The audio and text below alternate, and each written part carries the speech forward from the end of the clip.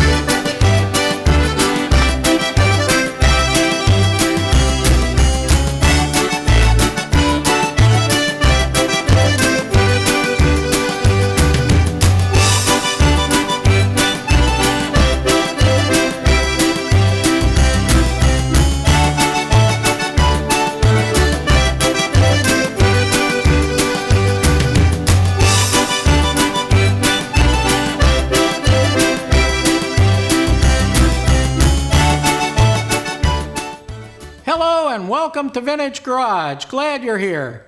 We have a real treat this week. We're going to take a field trip to Mosport, the famous Canadian Grand Prix track near Toronto in Ontario, Canada. We're going to the VARAC Vintage Festival. It's a 3-day event with practice and qualifying on Friday, qualifying races on Saturday, and the feature races on Sunday. It should be a lot of fun. At Mosport, we're also going to shoot some in-car video. We're going to try to make our fastest lap around Mosport with you in the car. So I hope we don't crash. Please stay tuned and see if we do. Well, let's begin the show. We'll start at Thousand Islands, the border crossing between the United States and Canada. We'll drive down the north side of Lake Ontario a ways, and then turn north toward Lindsay, Canada, and home of Mosport.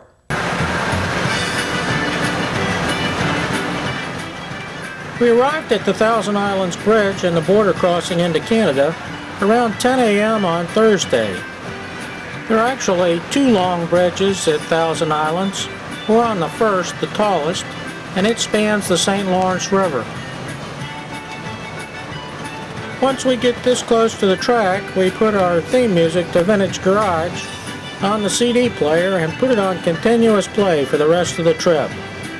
No, we never get tired of this song. We see the sign for Lindsay. We exit here and turn to the north. We're now traveling north on Highway 35, and we're just a few miles from the track. We know we're getting close to the track when we see Mosport Road.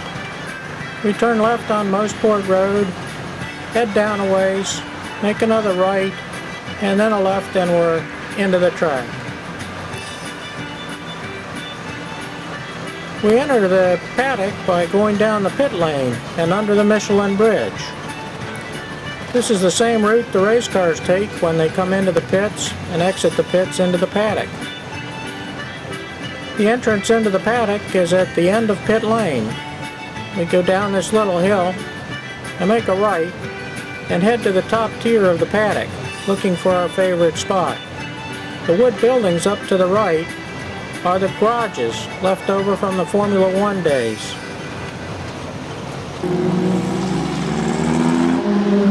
Well, we arrived safely at Mosport and we've unloaded the Lola. We've temporarily put it under the side canopy on the hay van. We're going to erect the big canopy off the trailer so we can set up a little hospitality area. We have a strategic location. We're on the first tier right underneath Mosport Tower. We're still early and the rest of the crews are still arriving and setting up.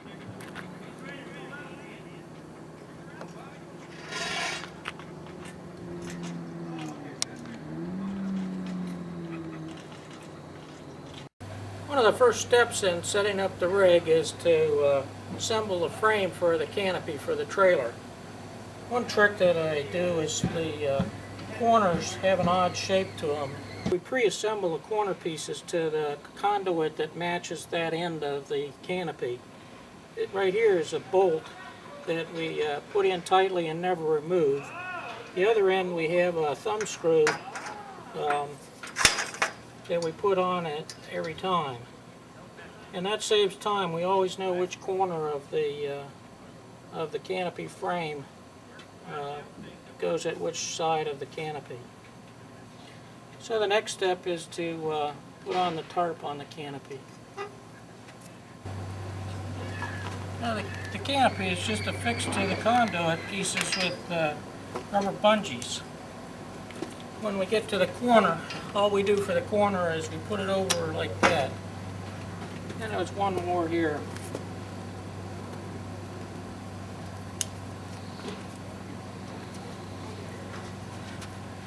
We go completely around the canopy now, putting in the bungees on every grommet that's on the canopy. And once we get that done, we'll erect the canopy and connect it to the trailer. It's now Friday morning, and it's a beautiful morning at Mosport. It's going to be a very hot day today.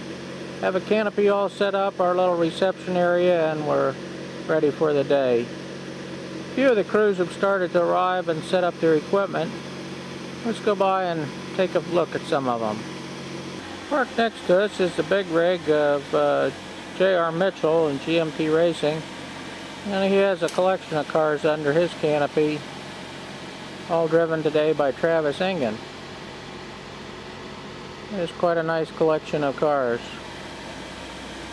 This is Jamie and Jeff Bateman's Lola T492 with the body off. And I see Jamie's working on the back of the car. Here's the Sasco Sports rig. They sell Goodyear tires, Dunlop tires, and Avon tires.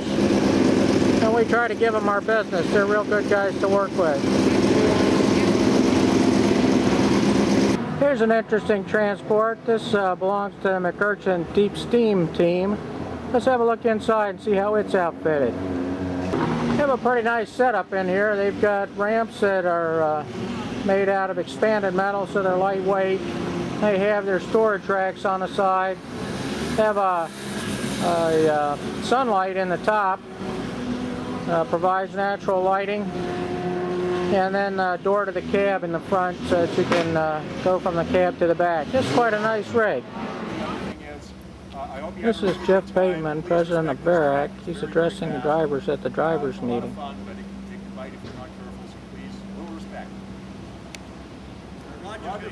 After the drivers meeting concludes, the track will be open for practice and qualifying, and we'll fire up the Lola and go out and try to set a fast time. Control tower. This side is timing. The middle room is the operating stewards. Now it's time for a hot lap at Mosport. Before we start the video, let's look at a track map of Mosport and get our bearings.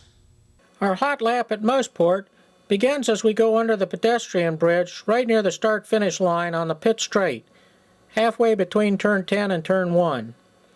We immediately find ourselves in turn 1, a very fast right-hander that leads to turn 2, a flat-out downhill left-hander. That leads to turn 3, a decreasing radius right-hander, which leads to turn 4, the fastest turn on the track and our favorite place to pass. We can take turn 4 rather easily flat out and outbrake people at 5A in the entrance to Moss. 5A is a relatively fast right-hander, but 5B is a hairpin to the right, and we use first gear exiting 5B. 5C you hardly notice, it's just a kink in the Mario Andretti straight, but between 5B and turn 6, it's uphill, and your exit speed from 5B is very important to get a good start up the hill on the Mario Andretti straight. Turn 6 and 7 you barely notice, they're just kinks in the straight, but you have to slow down for turn 8, which is a very fast right-hander, which leads to turn 9, which is slow. Turn 10 is the last turn. It's a right-hander that brings you onto the pit straights and back under the pedestrian bridge, and that's where our lap will end. So let's start up the camera. We'll get in the car and we'll start at the pedestrian bridge between turn 10 and turn 1 for our hot lap at Mosport.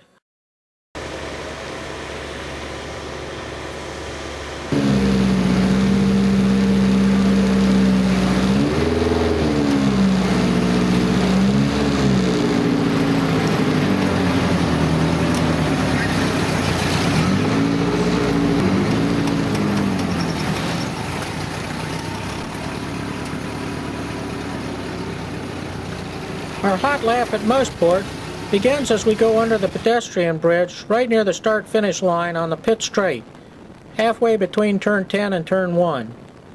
We immediately find ourselves in turn 1, a very fast right-hander that leads to turn 2, a flat-out downhill left-hander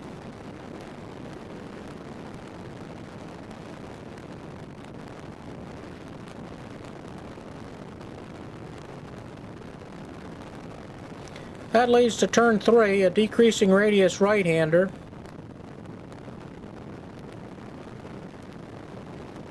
which leads to turn 4, the fastest turn on the track and our favorite place to pass. We can take turn 4 rather easily flat out and outbrake people at 5A in the entrance to Moss. 5A is a relatively fast right-hander, but 5B is a hairpin to the right, and we use first gear exiting 5B. 5C you hardly notice, it's just a kink in the Mario Andretti straight, but between 5B and turn 6, it's uphill, and your exit speed from 5B is very important to get a good start up the hill on the Mario Andretti straight. Turn 6 and 7 you barely notice, they're just kinks in the straight, but you have to slow down for turn 8. Which is a very fast right-hander,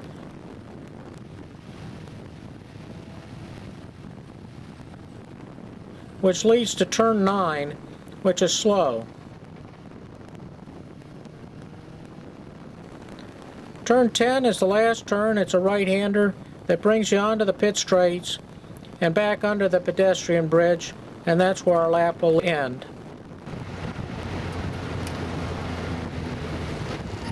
After we get the Lola cleaned up and put away for the day, we'll take Einstein for a walk around the paddock and see what some of the other crews are doing. This is John Hirst here working on the back of the Lola. Head wrench on the car tonight. Over here is his dad, Bill Hirst. This car is one of my favorite cars. I look forward to seeing it every year. Out of all the cars here, this is the one we most like to own, right here. Well, the problem was there's oil seals on either side of here. I went out this morning, and because the car's been sitting for a while, it blew both the oil seals. So the oil came out and spread all over the disc brakes and all over the back. You can see it's quite a major job to pull it all apart to get the oil seals in. But anyway, we're going back together now, so we'll be running tomorrow. Well, here's an amazing sight. Sitting in the camping area, we find this Morris miner on a trailer, and this is the car that we built in Miami. This is Morris Monster number 2. We heard that the car had been sold in Canada, but we didn't know where, and this is the first time that we've seen the car in 25 years. So let's go have a look at the details and see how much has changed.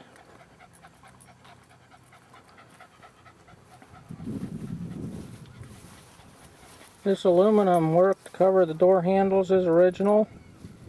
The bolts that we put in, that's the dashboard that we built. Still has the same roll cage. The fact that the roof has been put on here makes me think that maybe the car was rolled once or twice. But they have it all cleaned up nice. Those are the hood hinges that we made for the back. That's our back bumper that we made. Still all the original welding. That little cutout on the bumper we cut with a hacksaw. Still has the Andes wheels on it. Now it's 24 instead of 61. Here's a photo from the Vintage Garage archives of Morris Monster number 2 in its original configuration as we raced it at Beltsville Speedway in Maryland in 1976. The weather Saturday continued perfect. It was hot and sunny for the qualifying races.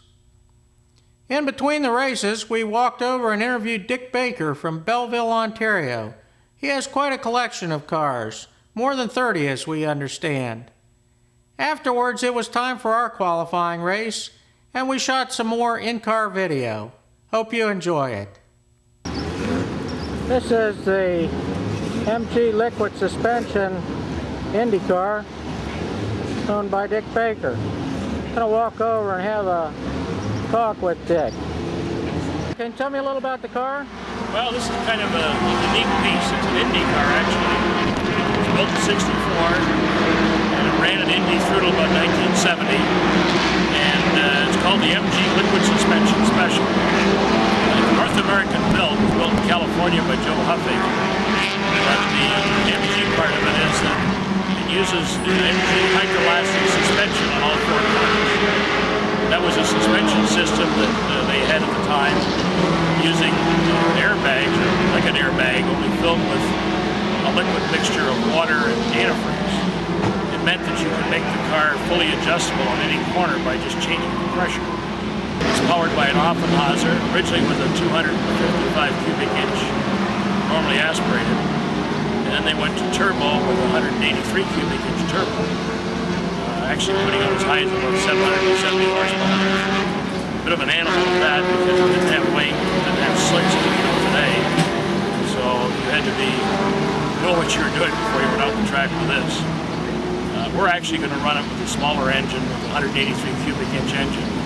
But we're going to go back to normal aspiration. I have to make a number of changes in the engine. And it has a 2-speed gearbox now, Halibran. And we'll probably change that to a 4-speed so we can take it on road circuits and have a little bit of fun with it. Here's some of the other cars that Dick Baker has out front of his transporter. He has quite a collection of cars. We get suited up, get in the car, and head up to the mock grid for our Saturday afternoon race. We're gridded by time, and we're right near the back of the pack. 2 cars ahead of us is Michael Crumey in the Bob C.C. Sports Racer. And just ahead of us is Jamie Bateman in the other Lola T492. These 2 guys are our main competition for the race. The rest of the cars in the field are a combination of Formula Atlantic, Formula 5000s, and other cars that are generally faster than we are. As we head onto the track, a grid marshal directs us to our starting position, either the inside or the outside. We have an inside starting position. As we exit turn 4 and come down the hill into Moss, we see the field ahead of us is nicely lined up. We also see the BMW next to Michael Crumey and think that perhaps he may be good competition in the race. As we exit the hairpin in Moss and start up the hill on the Andretti straight, we're concentrating on having the car in the right gear and getting ready for the start. Now we're coming down the Mario Andretti straight, headed toward turn 8, the fast right-hander, and the cars look like they're lined up pretty good. I think we'll get a start this time.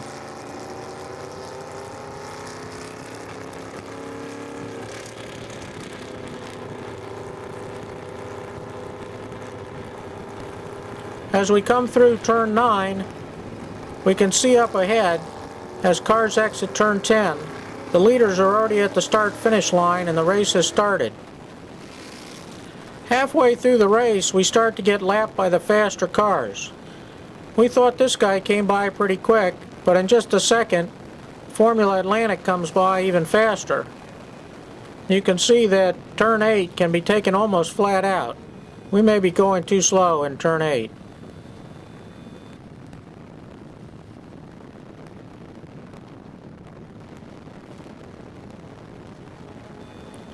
As the race winds down, we're still unable to catch Michael Crumey. He's just ahead of us.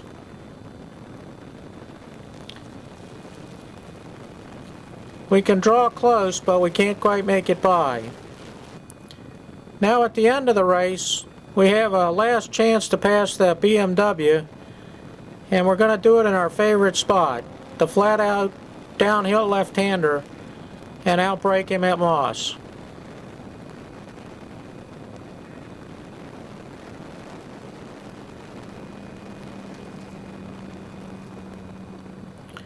And that's the way the race ended. We were unable to catch Crewmay, and we finished near the end of the pack, but we had a great time. It's Sunday at Mosport. There was rain overnight, and Sunday morning dawns in a drizzle and threatening rain. There were practice races in the morning, a last chance for drivers and crews to check over their cars, but most of those were run in the rain, and there wasn't a real opportunity to get up to speed. We're on the marked grid for the Sunday morning race for groups 2, 4, and 5, and we see that Dick Freiberger in his Lotus 11 is first away, with Bill Hirst in the Lola Mark 1A right behind. Glad to see that Bill has the car running in good shape, and we're looking forward to seeing him in the feature race.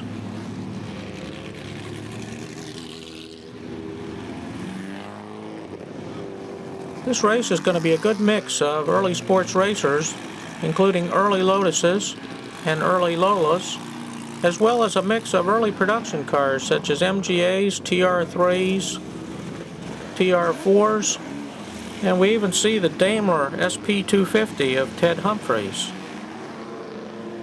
And here's a nice Austin Healey 3000, another MGA, and the beautiful TR4 of Jack Drews. We're over at turn 9 now in the same race, and up front it's a battle of the sports racers.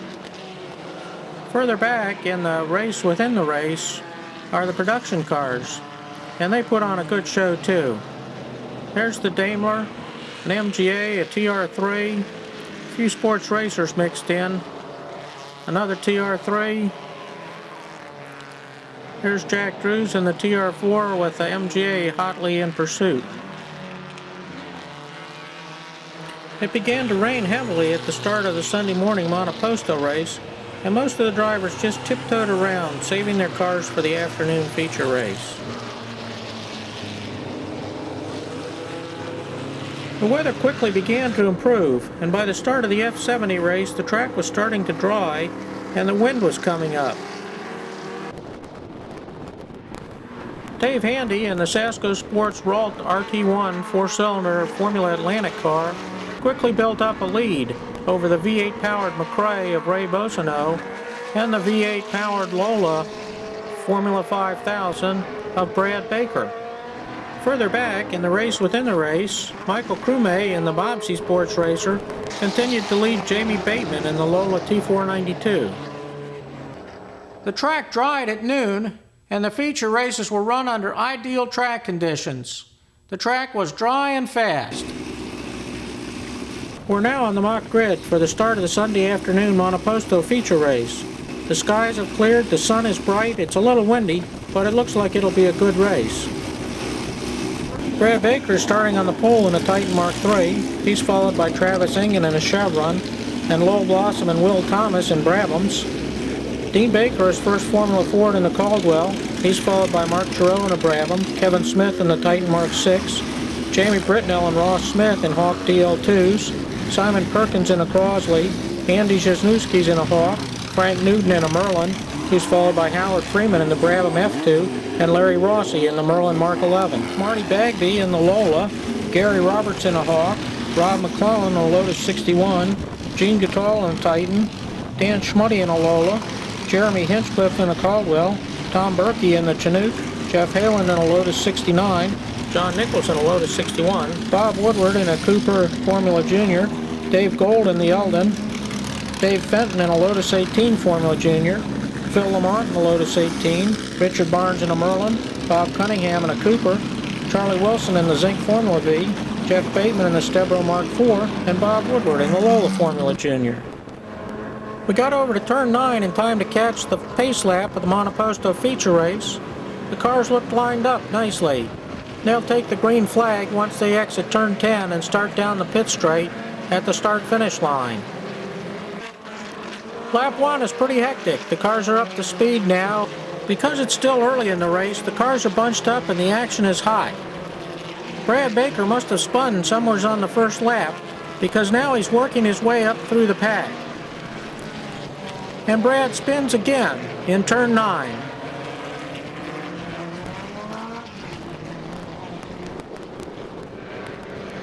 As we approach the middle of the race, the cars begin to string out some, but the action is still pretty fierce.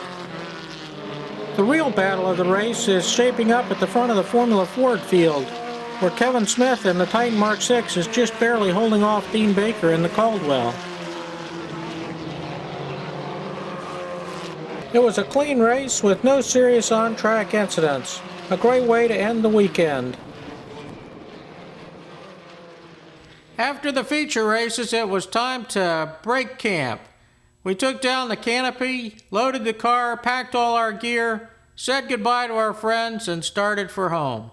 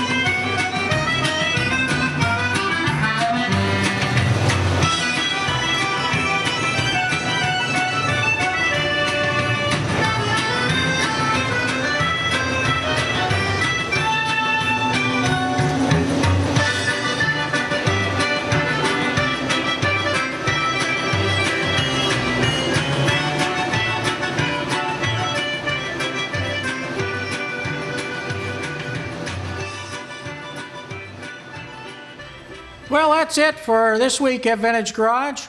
Hope you enjoyed the trip to Mosport. I know we did. Next week, it's work in the shop. We have to unload the Lola T492, give it a post-race checkout, and fix anything we broke at Mosport.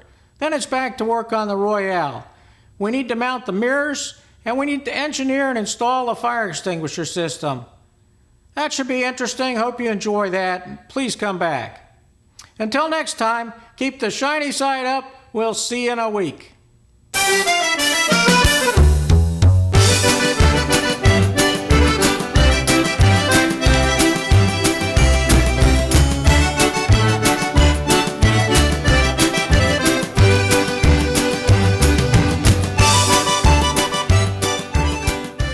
If you'd like more information about any of the projects we've worked on today, please visit our website at www.vintagegarage.com. There's a link to our email address on the website. Please email us. We'd like to hear from you. Till next time, keep the shiny side up. Thanks for coming. See you next week.